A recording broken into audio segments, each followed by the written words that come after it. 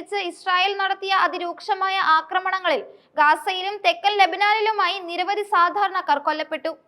ഈ ആക്രമണങ്ങൾ പശ്ചിമേഷ്യയിൽ വീണ്ടും സംഘർഷം ആളിക്കത്തിക്കാനുള്ള സാധ്യത വർദ്ധിപ്പിക്കുകയും നിലവിലെ വെടിനിർത്തൽ കരാറിന്റെ ഭാവിയെക്കുറിച്ച് ലോകരാഷ്ട്രങ്ങൾക്കിടയിൽ വലിയ ആശങ്ക ഉയർത്തുകയും ചെയ്തിരിക്കുന്നു. ഇസ്രായേൽ പ്രധാനമന്ത്രി ബെഞ്ചമിൻ നെതന്യാഹു സിറിയൻ പ്രദേശങ്ങൾ സന്ദർശിച്ച നടപടി UN അടക്കമുള്ള അന്താരാഷ്ട്ര സമിതികളെ പ്രകോപിപ്പിച്ചു. ഒക്ടോബർ 10-ന് വെടിനിർത്തൽ പ്രഖ്യാപിച്ചതിനു ശേഷം ഗാസയിൽ ഏറ്റവും കൂടുതൽ പേർ കൊല്ലപ്പെട്ട ദിവസമായിരുന്നു കഴിഞ്ഞ ദിവസം.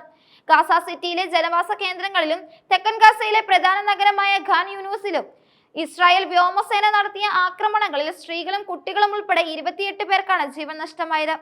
വെടിനിർത്തൽ നിലനിൽക്കുന്ന സാഹചര്യത്തിലും ഇസ്രായേൽ തുടരുന്ന ഈ ആക്രമണങ്ങൾ അന്താരാഷ്ട്ര നിയമങ്ങളുടെയും മനുഷ്യത്വപരമായ തത്വങ്ങളുടെയും ലംഘനമാണെന്ന് പലസ്തീൻ അധികൃതർ ആരോപിച്ചു.